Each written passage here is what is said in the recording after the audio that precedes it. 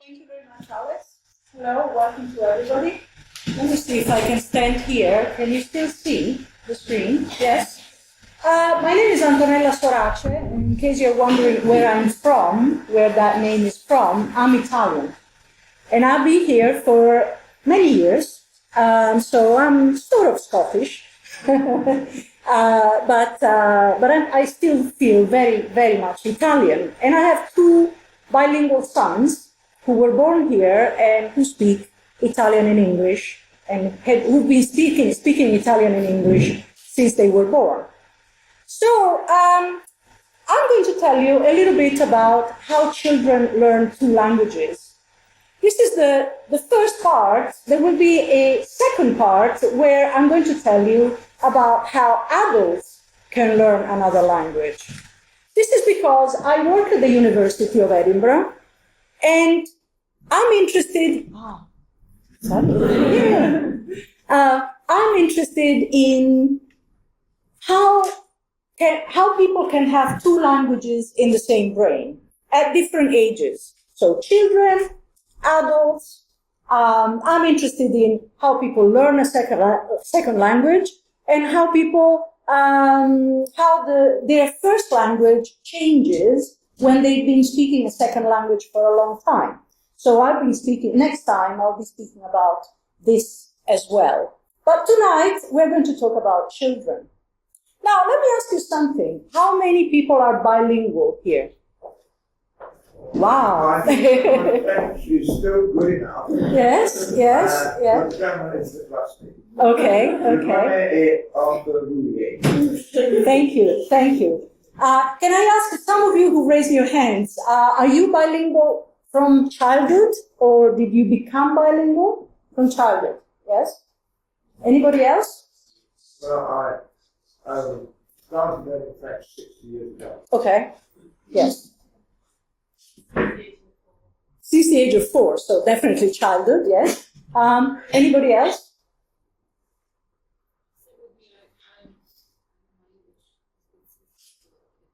Okay. Mm-hmm. I moved here 8 years ago. You moved here 8 years ago. From where? I'm German. German. Would you regard yourself as bilingual? Yes. Good. Yes. Yes? 7 years since What I'm trying to suggest is that perhaps people have a very narrow view of what bilingualism means. And when many people, when they hear the term bilingual, they think, oh, that must be somebody who knows two languages perfectly and possibly from birth. Okay? I'd like to use the term bilingual in a slightly broader sense. I'm using the term bilingual to refer to anyone who knows more than one language and who speaks more than one language on a regular basis. So I think that includes certainly little children who learn two languages from birth, like my own children, but also children who learn one language first and then another one, but they're still children. But also adults who learn a second language well. And I'm glad that some of you said, yes, I'm bilingual. I'm not a bilingual from birth or from childhood. And also perhaps elderly people, okay, who might approach a second language later on. Tonight, as I said, we're going to focus on children. And I'm going to tell you why bilingualism, in this broad sense, so bilingualism in children is very good. And in fact, it gives children a lot more than two languages. Now, everybody knows that knowing two languages has certain advantages. For example, social advantages. If you know more languages, you can talk to more people. You can travel. You can ask for a beer in the local language. You can order a meal. You can strike a conversation. You can find a job more easily. These days, knowing languages may be important. Okay, it gives you an advantage. There are cultural advantages. You may understand other people's cultures a little bit better. But this is not what I'm going to talk about tonight. What I'm going to talk about tonight is actually the mental, cognitive advantages of having more than one language in the same brain. And this is something that many people know very little about. And that's why I think it's important that people know about bilingualism in the brain. There are lots of wrong ideas about bilingualism, lots of misconceptions about bilingualism, particularly child bilingualism, but also adult bilingualism. And I'm going to tell you a bit about these misconceptions.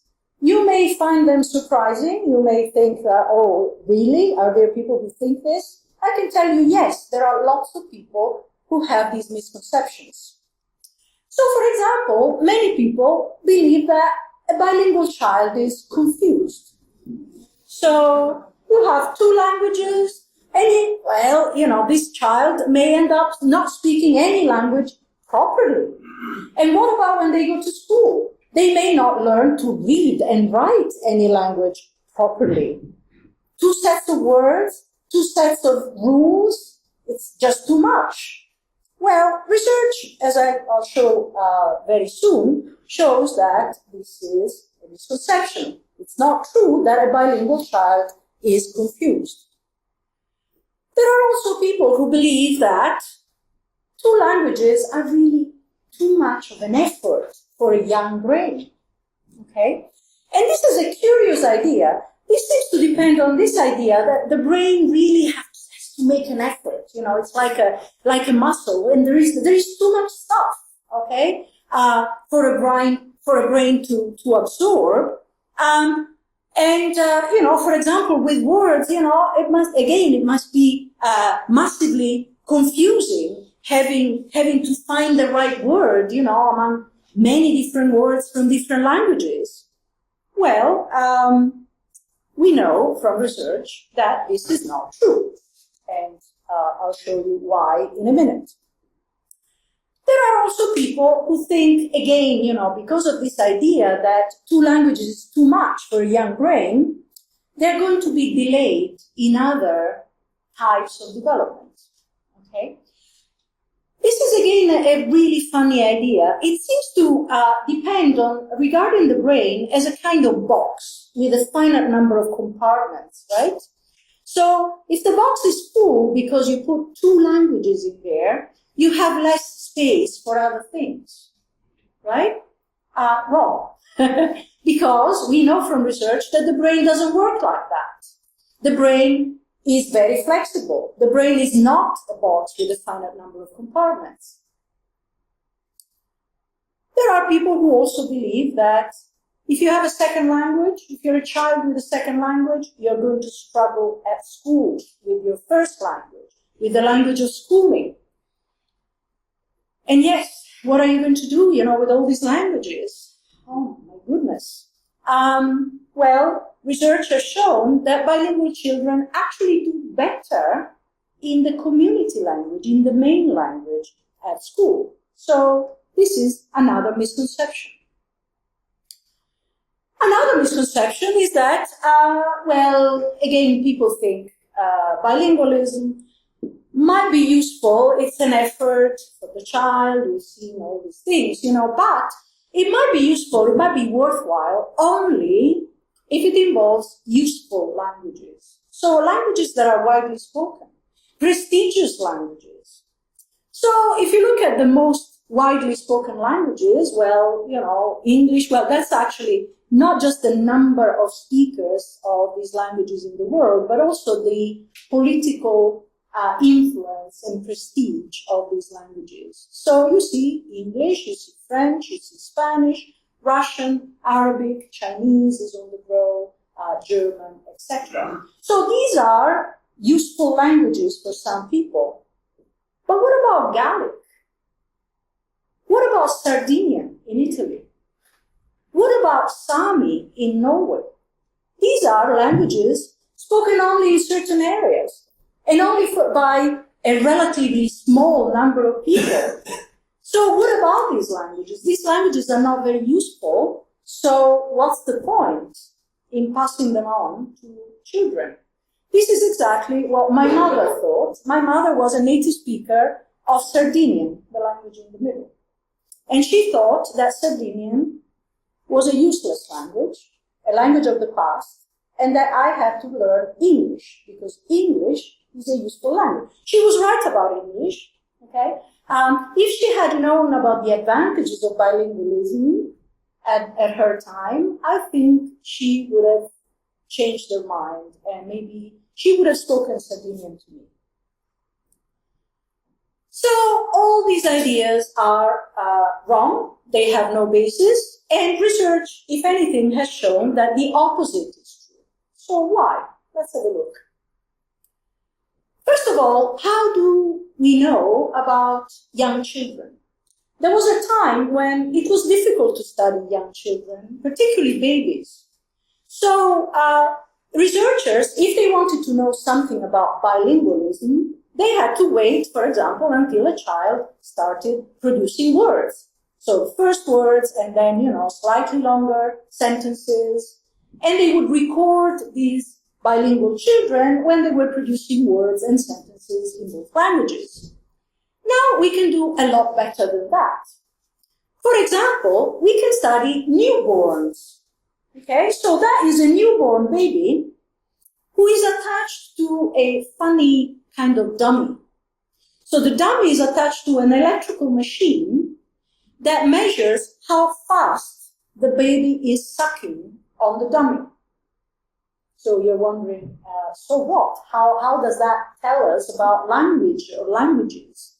Well, you can do very interesting experiments with a newborn. So you start playing sounds in one language when the baby is awake, okay? And the baby is interested at the beginning. And how do they show that they're interested? They suck on this dummy very fast, very vigorously. And you continue to play these sounds, maybe the same sound from the same language. After a while, the baby gets bored, like everybody else. And when they get bored, they start sucking slower, okay? So the machine records that, the sucking is getting slower and slower. At that point, and before the baby falls asleep, you change language and you start playing sounds in the other language. Now, if the baby notices the difference between the language that he was hearing before and the new language, he will start sucking more vigorously and faster again. So by using a method like this, we know whether a tiny baby can hear the difference between the two languages. And there is some evidence that even at birth, if a baby was exposed to two languages before he was born, so in antenatal life, the baby comes with a sensitivity to the two languages. That doesn't mean knowledge of the two languages, of course, but a sensitivity to the difference between the two languages. Now, with a slightly older baby, that baby looks happy despite the fact that he's wearing a funny cup. It looks like a swimming hat, but in fact, it's something that allows to measure the electrical activity in the brain when the baby hears sounds in one language or in the other language. So by using methods like this, we can see what happens in the baby's brain and whether the brain registers the difference between one language and another. And with older children, we can use methods where they sit on the parent's lap in front of the screen and they watch, they hear words, and they see images that appear on the screen. And we can measure their eye movements. We can measure where they look on the screen and how long they look at particular images on the screen when they hear particular sounds or particular words. So that method also allows researchers to see whether a baby or a child, a slightly older child, can tell the difference between the two languages. And all these methods actually tell us that there is very little sign of confusion. So remember that misconception It's simply not true. Starting languages early is very good because children don't need language lessons. So adults may need language lessons, and we'll see this next time when we talk about this. So adults need grammatical explanations. Not all adults, but adults like to hear, how the language works. They like to know the rule. They like comparing the second language to the first language. But children don't need to do that. Children don't need language lessons because they can learn naturally without any conscious effort. So as long as the child hears input in one language, so a language spoken around them, or more than one language, that child will naturally learn the language. And that happens also if a language is learned first and then another one later, so the so-called consecutive bilingualism, so one language first, another one later, but still during childhood. So it's a wonderful time when that kind of spontaneous natural learning can take place. So it's a wonderful opportunity for children to hear more than one language.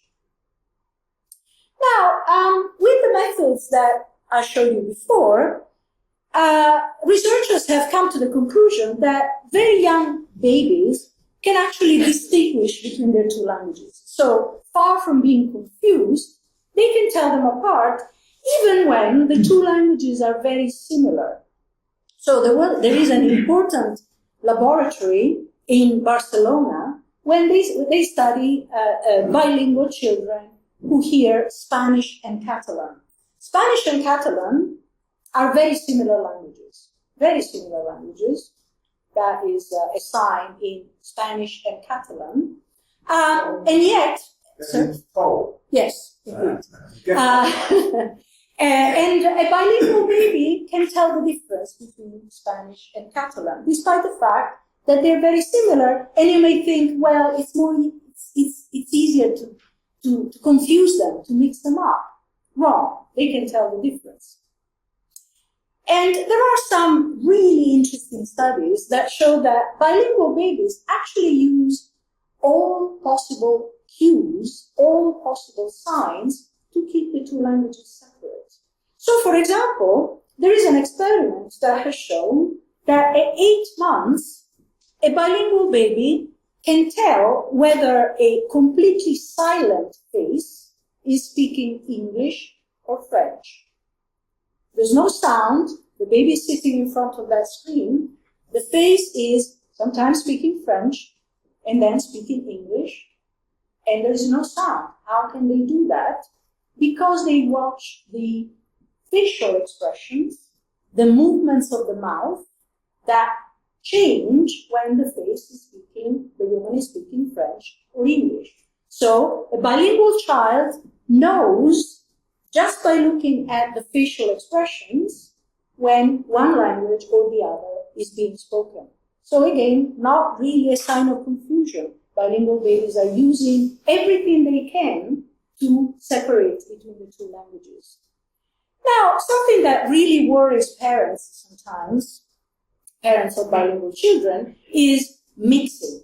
Okay? Sometimes they say, oh, my child is producing these weird words that nobody understands, they're mixing the languages, maybe they're confused, maybe they don't know what they're speaking. Well, even in this case, there's little evidence that mixing is really a sign of confusion. First of all, bilingual children don't really mix that much. They mix a lot less than you think. Sometimes they mix for fun. My children used to mix for fun a lot. We used to have these mixed words that were sort of, family jokes. We still use them sometimes. Like apparecchiate for setting the table. So from apparecchiare, which is the Italian for set the table, and you turn it into an English word. They knew perfectly well that it's not a possible, or an existing word, but it's a mix that was used for good effects and good fun in the family. Sometimes bilingual children mix for other reasons. Maybe because they don't have a word, so they're trying to say something, and they have a word only in the other language, but not in the language they're speaking. Or they may have the word in two languages, but the word in the other language actually is better from the point of view of the message they're trying to communicate. And if they're speaking to other bilinguals, so other people who speak both languages, they can do that. If they're speaking to monolinguals, so people who speak only one of their languages, they won't do that because they know that they're not going to be understood. So mixing is also depends on who the child is speaking to and whether they're speaking to other bilinguals or to monolinguals. So all in all, mixing is really not a sign of confusion. It's actually a skill. There are communities where people switch and mix all the time. And it's acceptable. It's part of being bilingual. It's not a sign of confusion. It's not something that people say, oh, you shouldn't do that because it doesn't sound right. It's part of being bilingual. It's a strategy that bilingual speakers use. Now, what are the advantages? I said at the beginning, bilingual children get a lot more than two languages. Well, the fact of having two languages in the same brain actually makes bilingual children notice how language works. I put notice in scare quotes because I don't mean that bilingual children can recite the grammatical rules as an adult who learns a second language. They can't tell you why, you're not supposed to say growed in English, but you say grew. They don't know explicitly, but they understand how language works. So they have a better awareness of sounds of the languages they hear. We know this because bilingual children in nurseries, for example, tend to be better at nursery rhymes or songs that really show a sensitivity to sounds of the spoken language. But they also notice how the structure, the grammar works in the two languages. So they have a better understanding of how language works. And it's because of this spontaneous, natural understanding of language that many bilingual children pick up other languages more easily. So they find it more easier to learn a third language, a fourth language later on. This is a common experience of many parents of bilingual children. So having two languages there already facilitates acquiring another one. At the level of words, a bilingual child knows that that thing over there is called in two different ways across languages. So my children know, they've always known that that thing is called apple in one language and mela in the other. So there are two words for the same thing across languages. And first of all, think about, there's something really wonderful that opens the mind in understanding that there's nothing natural in calling that object apple. Because in fact, in a different language, you can call it in a different way. So that already creates a sensitivity for understanding that people can have a different point of view. I'll come back to this. A different perspective on the same thing. Just this little fact that the same object is called in different ways, in different languages. But it also has advantages with respect to the acquisition of words within each language. So, for example, a bilingual child understands better and sooner than a monolingual child that you can call the same thing in two different ways in the same language. So all children have a hard time understanding that that thing is a dog, but is also an animal. Because they don't understand that animal is a bigger category that includes dog, horse, cat, so smaller categories. That all children have to understand this. But a bilingual child gets there earlier because they already know that you can call the same thing in different ways, in different languages. And so that ability is transferred inside each language and speeds up the acquisition of vocabulary in each language. Now, there are advantages of bilingualism for literacy, particularly for reading. Okay? So many bilingual children tend to be more precocious readers than monolingual children, particularly when they learn to read alphabetic languages. So languages that use an alphabet as a script, like English, Italian, French, but also Greek, Russian. These are alphabetic languages that use a different kind of alphabet. Okay? So learning to read in one alphabetic language is actually good for learning to read other alphabetic languages. And this is something that comes to a surprise to many parents. Parents ask me, for example, is it a problem if my child learns to read in Spanish, say, knowing that they're going to go to school and learn to read in English? Is that going to confuse them?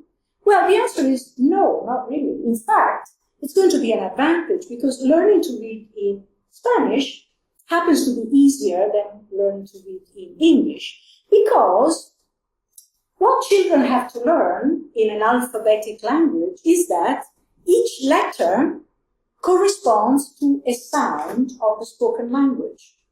Okay? So letters correspond to sounds. Each letter corresponds to a sound. And so they have to learn these correspondences between letters and sounds, and they have to discover this principle. If they discover it in a language like Spanish and Italian, which are very friendly because the written language is actually very close to the spoken language.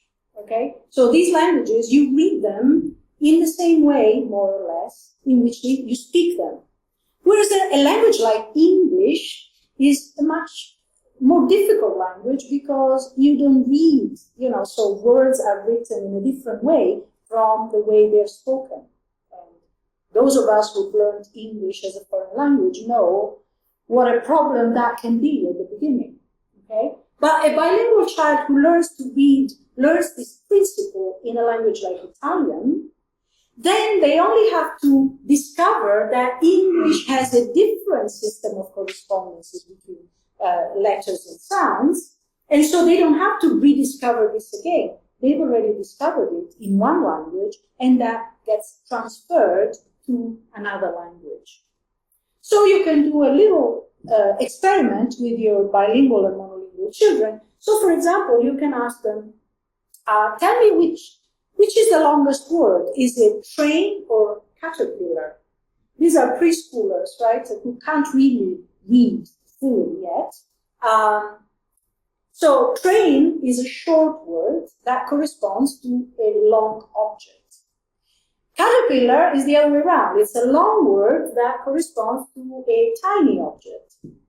So the difference between bilingual and monolingual children, you can tell already at the age of 3 or 4. The bilingual child is more likely to tell you, well, to give you the right answer. The longest word is not the word that corresponds to the longest object, obviously, but the word that contains more letters, which also correspond to more sounds.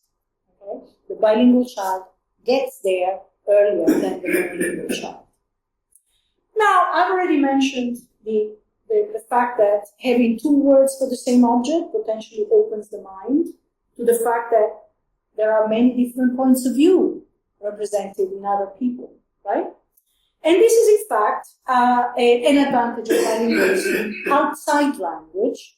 So bilingual children are more aware of the fact that other people can have different perspectives. So that's because bilingual children very early on learn to choose the right language depending on who they're speaking to. So they learn that not everybody is bilingual. Okay? Not everybody is bilingual in the same languages that they know. So the world is divided into monolingual speakers of one language, monolingual speakers of the other language, and maybe bilingual speakers of both languages. So they have to choose the right language. They have to understand that not everybody is bilingual like themselves. And that is also reflected outside language. So bilingual children understand earlier than monolingual children that other people can have a different perspective from their own. It's hard to really underestimate how important this principle is, right? Understanding other people's points of view is fundamental in today's society, right? Being sensitive to the fact that not everybody agrees with you. Being able to see both sides of an argument. This is really very, very important in today's society, today's world. Now, you can do, if you're a researcher, you can do a little experiment again to prove this, and you tell children a story. So you tell them, for example, this story. Here's Bugs Bunny. He has a piece of chocolate, and he puts it in a cupboard. Then he leaves the room, he goes away. While he's out of the room, here comes Daffy Duck, takes the piece of chocolate and moves it somewhere else. So the piece of chocolate is now on top of the fridge. And then Daffy Duck leaves the room. Now, Bugs Bunny wants his chocolate, so he comes back into the room and looks for his chocolate. But where? Where will he look for his chocolate? Now, why is this interesting? Well, because it's not trivial for a 3-year-old. It's not at all easy for a 3-year-old. Because a child who hears the story actually knows that the chocolate has been moved. But the Bugs Bunny in the story doesn't know, because Bugs Bunny was out of the room. So in order to give the right answer, which is he will look for the chocolate where he left it, right? Because he can't possibly know that the chocolate is now in a different place. That really implies that the child can distinguish between what they know, because they've heard the story, and what this hypothetical character in the story knows. And that's what comes out, that a bilingual child gives the correct answer to this question at age 3. A monolingual child they get there, but a little bit later. Okay? So that is really due to the fact that the bilingual child has this experience of choosing the right language talking to, depending on who they're talking to. And then there are many advantages for attention. So the way we pay attention to things, so bilingual children are better at paying focused attention. And they're also better at switching between tasks. Now, these are not, very special abilities. Everybody, all of us, constantly have to pay attention to what we're doing. And all of us typically have to switch from doing something to doing something else in our everyday life. Okay? A bilingual child actually gets better at doing that. And these differences are actually found in adults who have grown up with 2 languages from childhood, and also partly in elderly people, as we'll see later. So you can do another experiment, right, just to prove the point. You give children these kind of shapes. They're triangles, squares, circles, different colors, all mixed up, and you tell them, okay, I want you to sort them out by shape. So this means putting all the triangles in one pile, all the squares in one pile, all the circles in one pile. And children, both monolingual and bilingual, do that fairly well. Okay, and then you say, fine, now I put everything back in a single pile. Now I want you to sort these things by color. That means this time putting all the red objects in one pile, all the green objects in another pile, all the blue objects in a third pile. Now, in the first task, children had to pay attention to shape and ignore color. Color wasn't relevant. But in the second one, they have to do exactly the opposite. They have to pay attention to color and ignore shape. So what happens is that many children initially tend to make some errors because they continue to do what they were doing before. But a bilingual child adapt to the second task faster than a monolingual child. So they switch from one task to the other, even if the two tasks are exactly the opposite in terms of what you have to pay attention to and what you have to ignore. Okay? So this is a good example of task switching, the flexibility involved in switching from one task to the other. Now, you may think, well, those are maybe 3-4-year-olds. They've had 3 or 4 years of exposure to 2 languages, maybe. But in fact, there are experiments that have found this in babies as well. So you do an experiment, and people have done this, with babies, and the babies are sitting on the parent's lap, and they have a screen in front of them, and they hear a word. They hear a made-up word, say bidada, and every time they hear that word, there's a face that appears on the screen, always on the left. So many times they hear bidada, the face appears and then disappears. Then bidada, again, the face appears, always on the left and then disappears. Many times. So, after a while, guess what happens? You say the baby falls asleep. Well, maybe, but also, the baby starts looking at the left-hand side of the screen because they've learned that something is going to happen there, something is going to show up there, okay? So they start anticipating, they start, sort of looking at that side because they know what's going to happen. And that's when you change the rules. So at this point, you start showing a different word and the face appears on the other side of the screen. So what happens is that many babies are confused initially because they don't know, well, they were expecting a face to appear on the left, but now it's appearing on the other side. What's happening? So where am I supposed to look? That's where you see a difference between a bilingual baby. At 7 months, the bilingual baby will start looking to the right faster because they understand that something has changed and they have the flexibility to switch to the new task. Now, there are some studies, but we need a lot more research on this, that show that being bilingual can actually help in the third age. So that bilingualism may offer some protection against the decline of mental abilities in old age, which happens to all of us. So I'm not talking about Alzheimer's, I'm not talking about dementia, I'm talking about memory loss. This is inevitable. It happens because the brain ages like the rest of the body, okay? But if you're bilingual, you can compensate for that loss. So there are some studies, but we need more, that show that elderly bilingual people can keep their cognitive faculties for longer than monolingual elderly people. And if that research is confirmed by further studies, I think it would be a very nice discovery. Now, why these advantages? Why do we find these advantages? Well, because when you're a bilingual, both languages are always active in your brain. So you can't switch off a language and put it in a drawer because you don't need it today, right? In fact, you constantly have to fight the language you're not using. Okay? So you're speaking one language and the other one wants space. It's there. You have to push it away. You have to exclude it so that it doesn't interfere with the language you're speaking.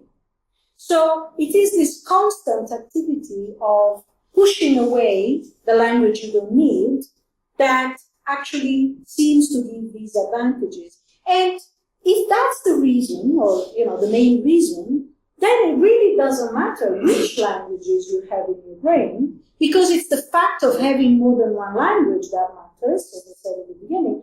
Not really whether it's English or Chinese or German or a prestigious language, because minority languages also can do the trick, right? So having two languages, any two languages in the brain, can potentially give you these advantages. So from this point of view, there are no useful or useless languages. Now, of course, you can't ignore the other facts, right? I mean, the fact that There are people who think that these languages are, the minority languages are not so useful, and we'll come back to that. Just a word of warning, bilingual children are not more intelligent than monolingual children. So in case you think that all these advantages means smarter children, I've seen that in the media. Bilingual children are smarter. Well, not really. This is an extra gear that helps bilingual children in a variety of tasks. It doesn't mean intelligence per se. And if you expect all bilingual children to have these benefits, well, this is also, you have to be careful because language bilingualism doesn't happen in an empty space, in a vacuum. It happens in particular contexts. And that's why the attitudes towards languages matter. That's why how much input, how much children hear these languages also matters. So children really need to hear both languages. And they need to hear both languages in a variety of situations. So this actually takes some consistency, some effort, some planning in the bilingual family so that the child is provided with many opportunities to hear both languages. And also, so you can do this in different ways. Many people have heard about the so-called one parent, one language method. So one parent speaks one language and the other parent speaks the other language, but it's not the only one. And it's not necessarily the best one for all families, because there are families who speak only the minority language at home, leaving the majority language outside the home, knowing that their children, if they live there, they will pick up that language from the outside world. There are families who speak the majority language at home, and the minority language is heard at school. If there are school programs that offer that language or even that teach in that language, so Gaelic medium education here in Edinburgh is a way of being exposed to another language at school, not at home. So any of these methods actually works if it provides input in both languages. So if the child hears both languages in situations where they are motivated to use them and to hear them. And clearly, children really need to realize that both languages are valued. So I've heard many cases of children who start going to school and they go home, they want to speak English. But because they feel different, they don't want to feel different from other children. Maybe the languages they speak are not valued enough. So they need to realize that both languages can be used in all situations and by many people outside the family. So exposure to many speakers seems to be important, or many sources of input. So books and DVDs and CDs and the whole lot, internet. There are now many sources of input that benefit bilingual children. So we need to change attitudes, and I'm about to finish, be pleased. So we need to change attitudes towards bilingualism. We've seen all the misconceptions. The misconceptions are still alive, strong in many cases. So we need to give people enough information. We need to give people correct information. And this is what we're doing through Bilingualism Matters. And you have the leaflet, you found the leaflet on your chair. So we started this in October 2008, and we've been growing in the community and outside Scotland as well. And we are in the media now quite a lot. So there is a demand for information on multilingualism because there are more and more bilingual and multilingual families. We have branches abroad now. We have a branch in Tromsø in Norway. We have one in the Western Isles, exclusively focused on Gaelic. We have one in Thessaloniki in Greece. We have one in northern Italy, in Trento, and recently we opened one in Sardinia, in Cagliari. And we have a website. We provide answers to frequently asked questions. We provide a list of resources and current events. We provide some general audience references that everybody can download. We have an email service We give talks in the community and also workshops and seminars, both in the public sector and in the private sector. And we deal with 3 areas of bilingualism. We deal with language learning exposure in the preschool and school years. We deal with immigrant languages, so the home languages of immigrant children, which are undervalued and are very often by the families, the immigrant families themselves. They think that their languages are an obstacle. And the maintenance of regional minority languages. So we want to raise awareness about the benefits and the facts of bilingualism in any languages. We want to create resources and information and communication channels among people in Edinburgh, but also outside Edinburgh in Europe for the encouragement of bilingualism. And ultimately, we want to contribute to language policies for promoting bilingualism and early language learning in Scotland. And I'm very proud that we contributed to the recent proposal by the Scottish Government to introduce foreign languages in primary 1 and primary 3, proposal that is going to be implemented over the next 10 years. So this is all I had to say. I would welcome feedback, suggestions, questions now. I'm very happy to answer any questions you might have. Thank you very much for listening.